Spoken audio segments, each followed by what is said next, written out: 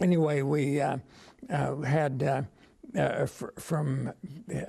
I was there about a month, but they were sending, I was a PFC at that time, and they were sending privates and PFCs to labor camps. And so I was, of course, none of us wanted to go to one, but we decided that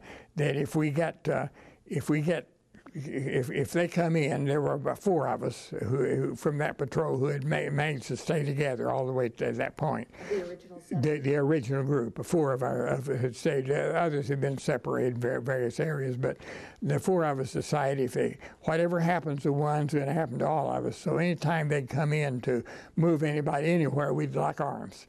If you get one, we're all going, whatever it is. Well, they got one of us one time, and so the 4 of us went to a labor camp in Jüterbog, Germany, which was close to Berlin. And there there was a large compound.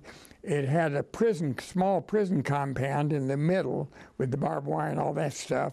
But we had the all around were the different areas. They'd have barns and those things where that sort of thing, and all the different things that we're working with, quartermaster stuff, But one of the buildings was they called them spicers, and we had.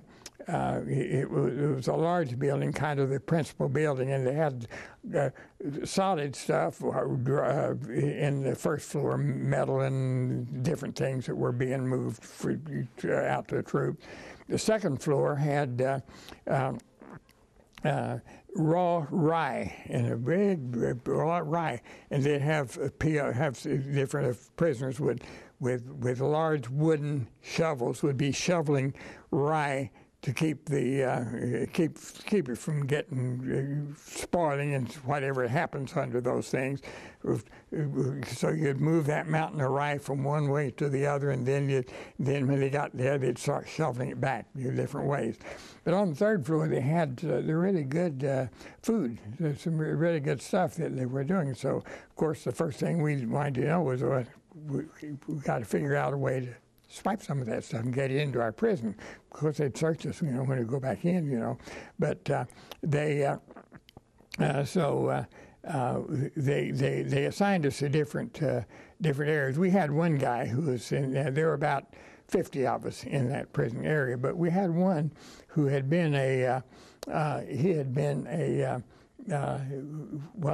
let him out of prison in Philadelphia to go in the military. That's how hard up they were, But he was in there for larceny, and he really had the skills that we needed. So we among ourselves, we elected him our leader, And he started telling us ways of, ways he used to get in there and say, well, this way we used to fool the cops back in Philly, and all that. They called it his redhead fellow, and his last name was Martin. I don't remember his first name. It's Red Martin. That's what everyone called it, Red Martin. So anyway, when they assigned each of us to, after we had come in, we replaced a group of French prisoners that were in there, were on that labor thing.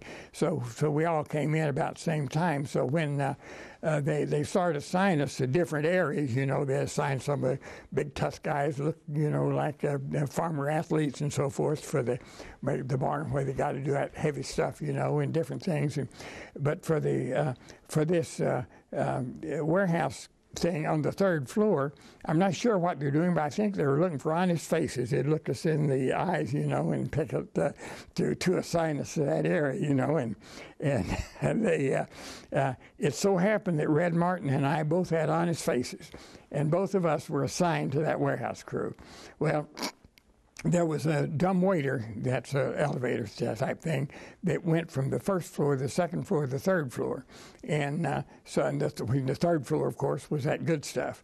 And one thing that we would try to do and of course, when they search us, when it's over, they'd search us. Well, they gave the bigger search. The guys that were working in the in the barns and some of that stuff. Who'd steal hay, and so they didn't get much of a search. But we got a real search because they were.